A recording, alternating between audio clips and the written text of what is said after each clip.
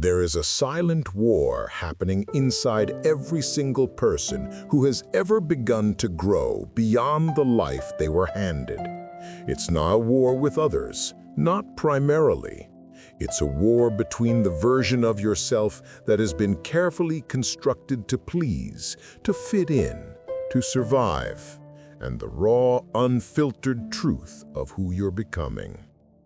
And the most disturbing revelation isn't that this war exists. It's that the moment you start winning it, the people around you begin to feel threatened. This video is a call, a challenge. It's not made for those who are comfortable, nor for those who want easy answers. It's made for you who is tired of being a hostage to your own insecurities, who feels on the brink of an internal rupture, and who is ready to build something that no one can destroy. A mind that no one can manipulate, a mind that terrifies because it does not bend. So if you feel ready for this path, a lonely, tough, but absolutely transformative path, stay. Because what nature has to teach you will confront you, but it can also set you free. And after this, you will never think the same way again. If this content is making sense to you, click the subscribe button and subscribe to the channel. Thank you for your support. You felt it, haven't you? That subtle shift in conversations when you speak with newfound clarity. The awkward pauses when you express an opinion that doesn't align with the group consensus.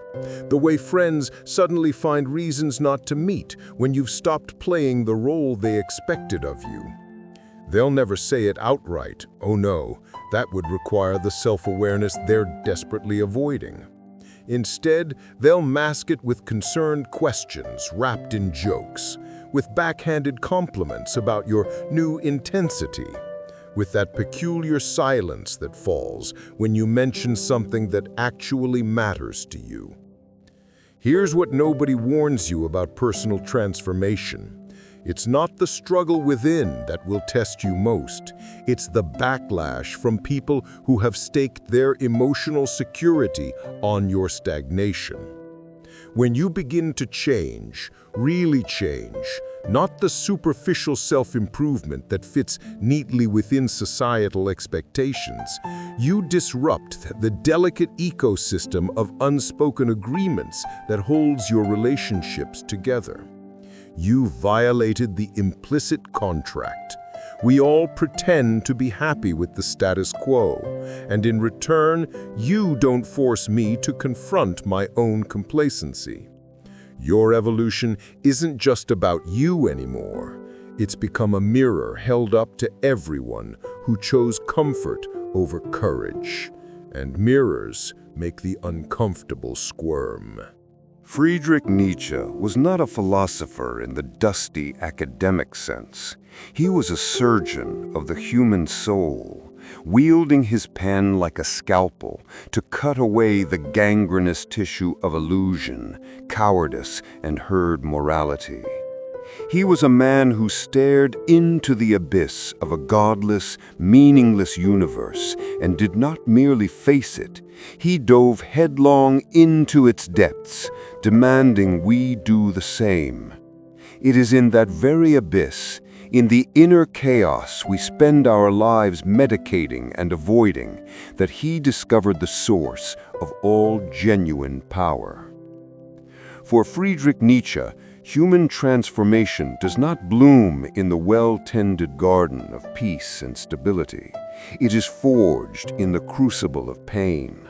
It is sculpted from the rubble of failure. It is born from chaos.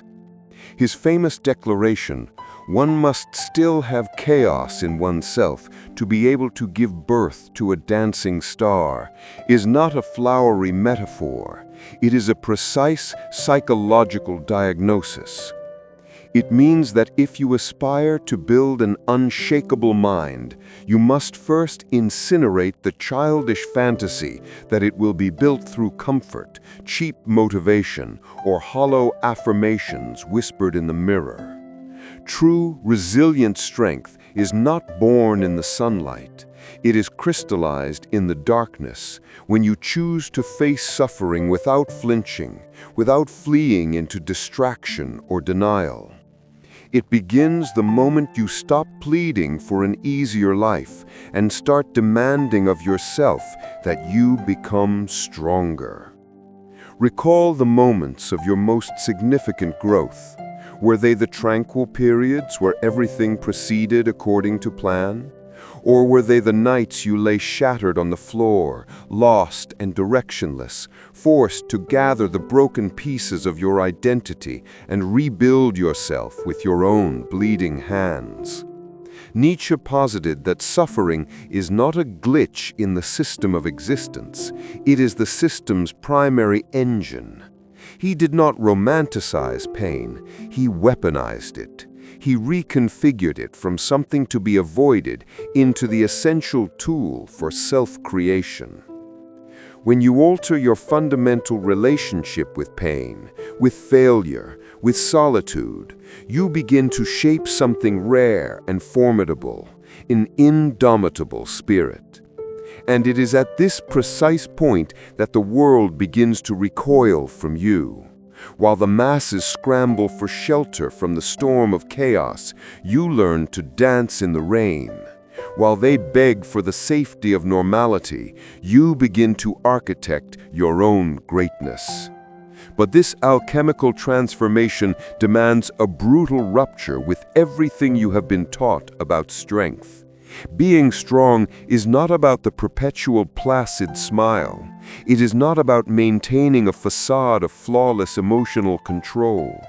Authentic strength is the capacity to endure the unbearable, to stare into the void without blinking, and to emerge on the other side, not merely intact, but sharper, clearer, and infinitely more dangerous.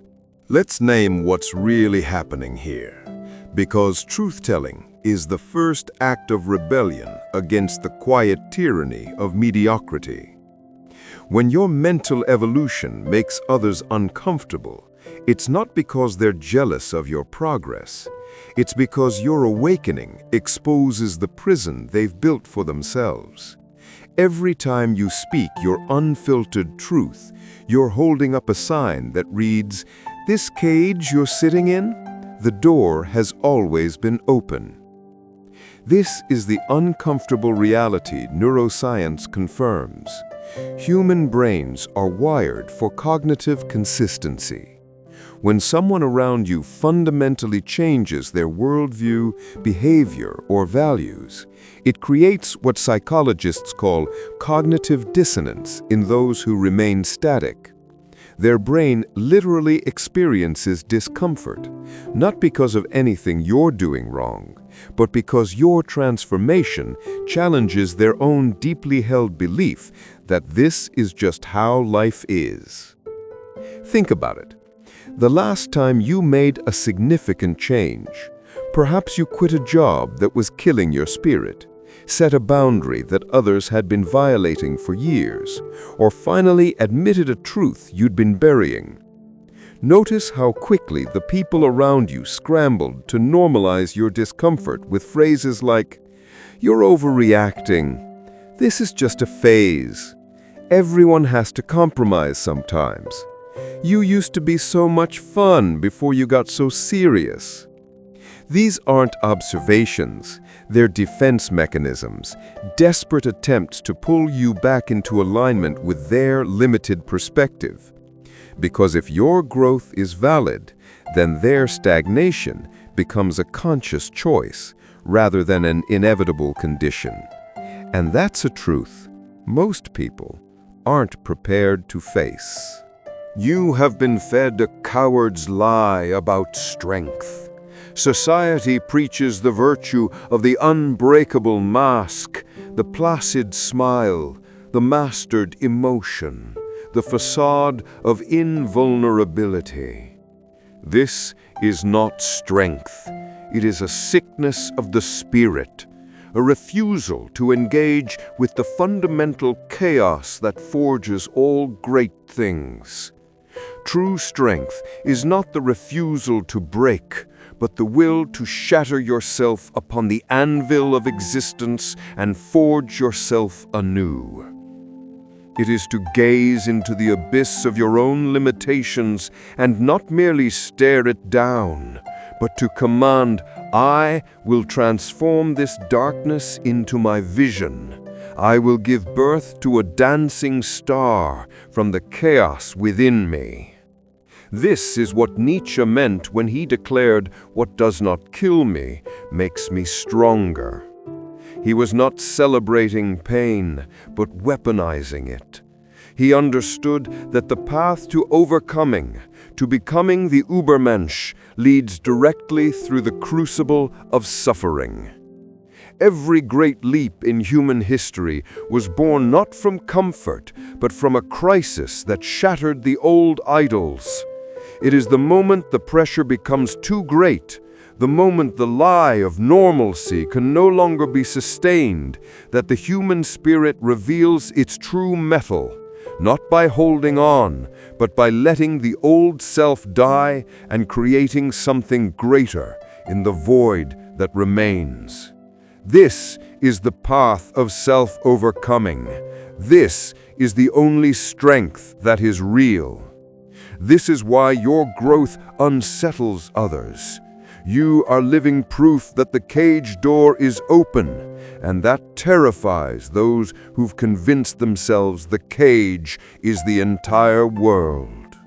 When you refuse to participate in the collective delusion that this is just how things are, you become a walking existential threat to everyone who has surrendered their power to the status quo. This is why your growth unsettles others. You are living proof that the cage door is open, and that terrifies those who've convinced themselves the cage is the entire world. When you refuse to participate in the collective delusion that this is just how things are, you become a walking existential threat to everyone who has surrendered their power to the status quo. Let's shatter another myth. Solitude isn't the price of growth. It's the birthplace of transformation. Society has conditioned you to fear being alone, to interpret solitude as punishment rather than preparation. But consider this radical reframing. The moments when you feel most isolated aren't signs you're on the wrong path. They're evidence that you finally stepped beyond the boundaries of what others have deemed acceptable. The uncomfortable truth? You cannot discover your sovereign self while constantly seeking validation from those who benefit from your conformity.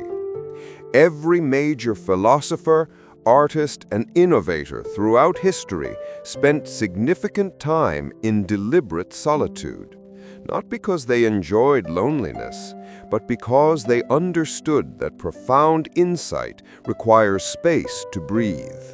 Rainer Maria Rilke understood this when he wrote in Letters to a Young Poet, "Be patient toward all that is unsolved in your heart, and try to love the questions themselves. Do not now seek the answers which cannot be given you, because you would not be able to live them. And the point is to live everything. Live the questions now. Perhaps you will then gradually, without noticing it, live along some distant day into the answer." This is the secret that self-help culture refuses to admit. The answers you seek aren't found in more information, but in deeper relationship with your own unanswered questions. Your discomfort with solitude isn't a sign you're broken. It's evidence that you're finally confronting the parts of yourself that have been drowned out by the noise of others' expectations. Let's confront the elephant in the room that nobody wants to acknowledge. You've been outsourcing your meaning-making since childhood. From the moment you could understand language, you've been taught to seek validation, direction, and purpose from external sources: parents, teachers, religious institutions, social media metrics, corporate ladders. You've been conditioned to believe that meaning is something you find, rather than something you create. This is where Nietzsche's infamous declaration, "God is dead," becomes profoundly relevant, not as an anti-religious statement, but as a diagnosis of our existential condition. The death of God represents the collapse of all external meaning-making systems. When you realize there's no cosmic scorekeeper, no ultimate authority confirming your choices are right, no preordained purpose waiting for you to discover it, you face the terrifying truth: you are completely, utterly responsible for creating your own meaning. This is why your growth terrifies others. When you stop outsourcing your meaning-making, you expose the fragility of their entire worldview. Their comfort depends on believing there's some external authority, whether religious, social, or professional, that will validate their choices. Your refusal to participate in this collective fiction forces them to confront their own existential insecurity. Consider this. How many decisions in your life have been driven by the need to please someone else's version of you? How many dreams have you abandoned because they didn't fit the narrative others constructed for you? How many times have you silenced your truth to maintain the illusion of harmony? The moment you begin answering to your inner authority rather than external validation, you become dangerous. Not because you're threatening others, but because you're demonstrating an alternative to their captivity. Let's name the invisible force that's working against your growth: the mediocrity machine. This isn't some conspiracy theory. It's the observable reality of how social systems maintain equilibrium. Societies, organizations, and even families develop intricate mechanisms to reward compliance and punish deviation. These mechanisms aren't always overt. Often they operate through subtle social cues, exclusionary practices, and the quiet shaming of those who refuse to stay in line. The uncomfortable truth? You've been participating in this machine your entire life. You've learned to temper your brilliance to make others comfortable. You've hidden parts of yourself that might make people uneasy. You've apologized for taking up space. You've silenced your truth to maintain the illusion of harmony. But here's what the mediocrity machine doesn't want you to realize. Sovereignty isn't just about being true to yourself. It's an act of rebellion against the forces that would have you small. Every time you speak your unfiltered truth, you're striking a blow against the system that profits from your compliance. The philosopher Erich Fromm understood this when he wrote in Escape from Freedom, "Modern man is alienated from himself, from his fellow man, and from nature. He has unraveled the secrets of nature, but he has lost the meaning of life. He is alone and feels insecure. The individual feels isolated and alone. He experiences himself as the only obstacle to the fulfillment of his desire for union with the world. This is the paradox of modern existence. We've never been more connected, yet we've never been more alone in our sovereignty.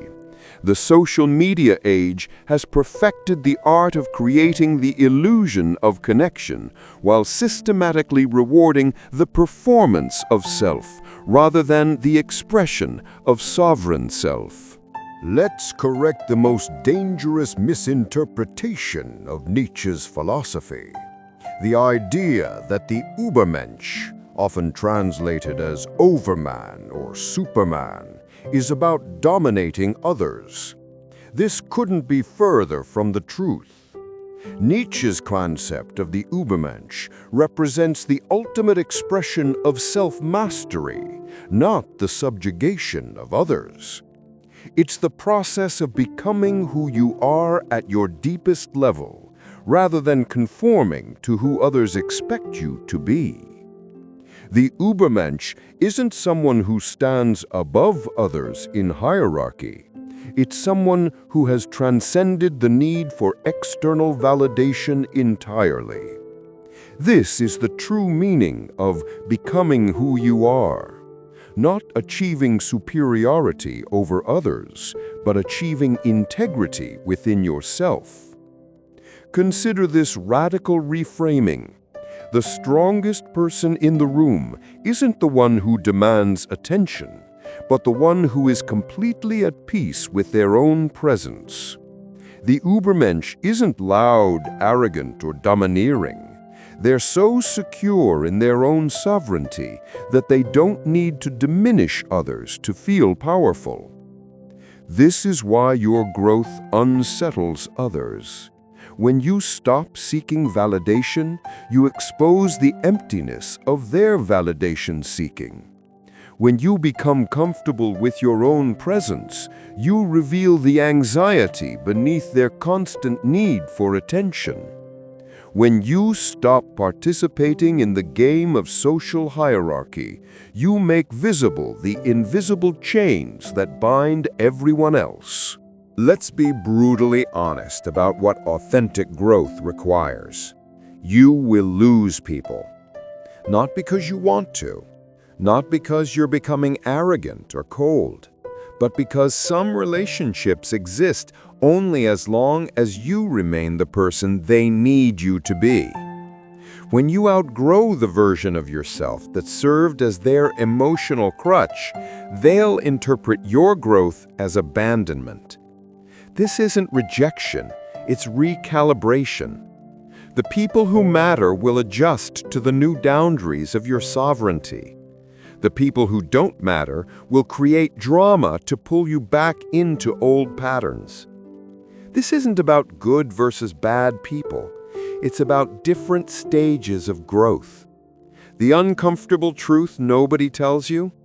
You cannot maintain every relationship while becoming your sovereign self. Some connections were designed for the person you used to be, not the person you're becoming. Holding on to them out of guilt or fear will only slow your evolution. Consider this.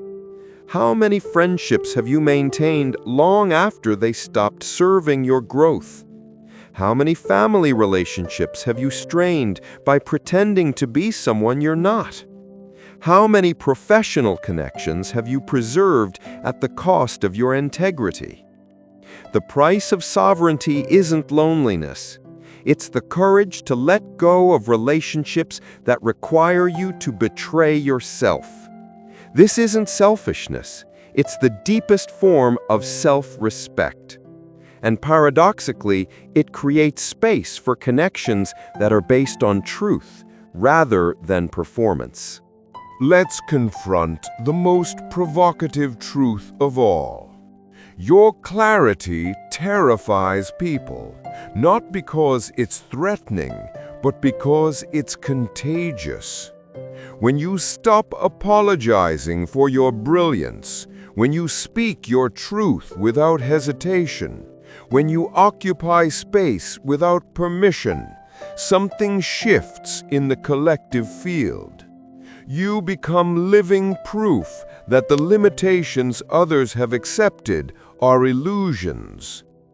This is why your growth triggers resistance. You're not just changing yourself, you're changing the energetic field of everyone around you. Your sovereignty creates what psychologists call positive disintegration, a necessary breakdown of old patterns that precedes growth. But most people aren't ready for this breakdown, so they'll try to pull you back into the collective stagnation. The philosopher Alan Watts understood this when he wrote, "The only way to make sense out of change is to plunge into it, move with it, and join the dance." But most people prefer to stand on the sidelines, criticizing the dancers for disturbing their comfortable observation. Here's what nobody tells you about the path of sovereignty. The discomfort you're experiencing isn't a sign you're on the wrong path. It's confirmation that you're exactly where you need to be. The resistance you're facing isn't about you. It's about the fear your growth triggers in others. And that fear is the most reliable indicator that you're expanding beyond the boundaries of what's considered normal. Now, I want you to do something that will transform this intellectual understanding into lived experience. Write in the comments one truth you've been hiding, one opinion you've been afraid to voice, one aspect of yourself you've minimized to make others comfortable. This isn't about seeking validation. It's about practicing the muscle of sovereignty in a safe space. It's about proving to yourself that you can speak your truth and survive. Because every time you voice a previously hidden truth, you reclaim a piece of your power that you've surrendered to the fear of judgment. Consider this. How many brilliant ideas have died in your mind because you were afraid to voice them? How many relationships have failed because you were unwilling to speak your truth? How many opportunities have passed you by because you were too afraid to stand out? The world doesn't need more people who fit in. It needs more people who stand out. And standing out requires the courage to voice what others are too afraid to say. But don't stop there. Take one concrete action this week that demonstrates your commitment to sovereignty. Have that difficult conversation you've been avoiding. Set a boundary that honors your needs. Share your creative work without apology. Say no to something that doesn't align with your values. Speak your truth even when your voice shakes. This is how transformation happens, not in grand declarations, but in the daily choices to honor your truth over the comfort of others. Let's end with the most liberating truth of all. Your growing sense of isolation isn't a sign you're on the wrong path. It's evidence that you're finally stepping into your power. The discomfort you're feeling isn't a barrier to your growth. It's the very mechanism of your transformation. When a caterpillar enters the chrysalis, it doesn't feel comfortable. It dissolves into what scientists call imaginal cells, a seemingly chaotic state where the old structure breaks down to make way for the new. This isn't destruction. It's necessary preparation for wings that can carry it beyond the limitations of crawling. Your current discomfort is your imaginal state, the necessary dissolution of the old self to make way for the new. The loneliness you feel isn't abandonment. It's the space required for your transformation. The resistance you're facing isn't rejection. It's the friction that forges your strength. The philosopher Joseph Campbell understood this when he declared, "The cave you fear to enter holds the treasure you seek." Your isolation isn't the punishment for stepping out of line. It's the sacred space where your true self is being forged in the fire of your own courage. This is Nietzsche's ultimate revelation, one that cuts through centuries of spiritual bypassing and self-help platitudes. You don't find your authentic self. You create it. Through relentless self-overcoming, through daily acts of courage, through the willingness to shatter the statue of who you've been told to be so you can sculpt who you're called to become. Look around you. The world is drowning in a sea of curated perfection. Instagram feeds of lives never lived, LinkedIn profiles of careers never experienced, Twitter threads of opinions never deeply held. We've built a global marketplace where the currency isn't sovereignty, it's attention. And attention is harvested not through truth, but through performance. This is why your sovereignty terrifies them. Not because you're dangerous, but because you're free. Not because you're better, but because you've stopped pretending. In a world that profits from your anxiety, your calm is revolutionary.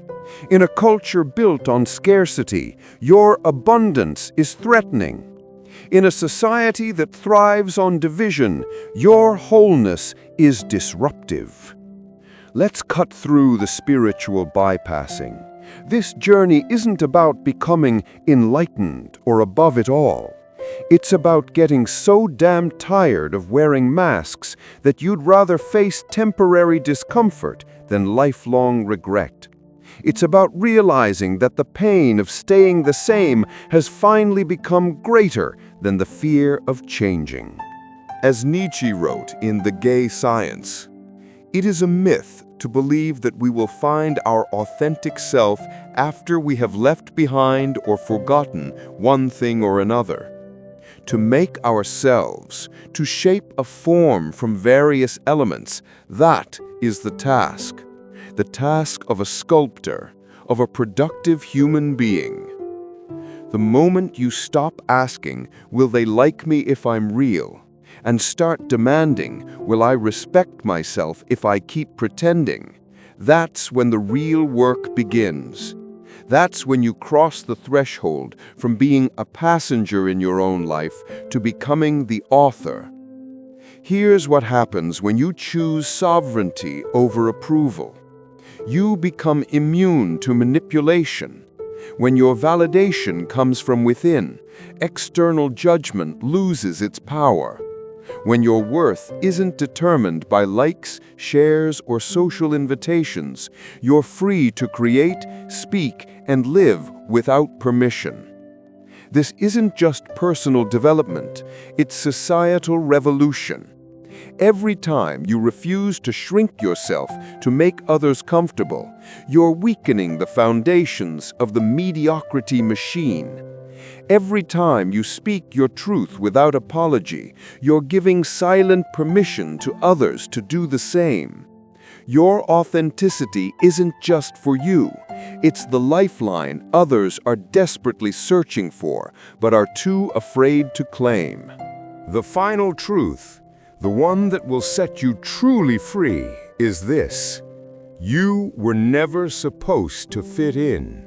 You were engineered to stand out. Your quirks aren't flaws, they're signatures. Your intensity isn't too much, it's precisely what the world needs. That voice inside you that says, "This isn't right," isn't negativity, it's your compass pointing toward truth. So here's Nietzsche's challenge to you. Stop waiting for permission to be who you are. Stop apologizing for taking up space.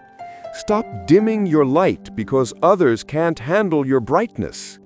The world doesn't need another perfect performer. It needs your imperfect, authentic presence.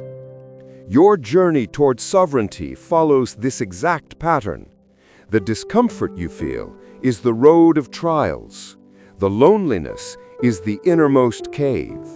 The resistance from others is part of the supreme ordeal. And the treasure waiting for you on the other side? It's nothing less than your fully realized self, the person you were always meant to be, before the world told you who you should be.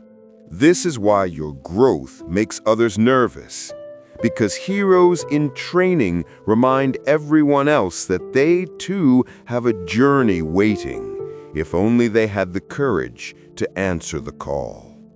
The path ahead won't be easy. There will be moments when you question everything, when the loneliness feels overwhelming, when the pressure to conform becomes almost unbearable. In those moments, remember this: the greatest tragedy isn't failing to become your sovereign self. It's succeeding at being someone you're not. The world will try to shrink you, silence you, and soften your edges. Don't let it. The discomfort you're causing isn't a problem to be solved. It's evidence that you're doing something right. Your growth isn't just about you. It's about creating a crack in the collective consciousness through which others might eventually escape their own limitations. So keep going. Keep speaking your truth, even when your voice shakes. Keep setting boundaries, even when others protest. Keep taking up space, even when you're told to make yourself smaller. Your sovereignty is not just a personal preference. It's a radical act of defiance in a world that profits from your conformity. And remember, the most dangerous person in the world isn't the one with weapons or power.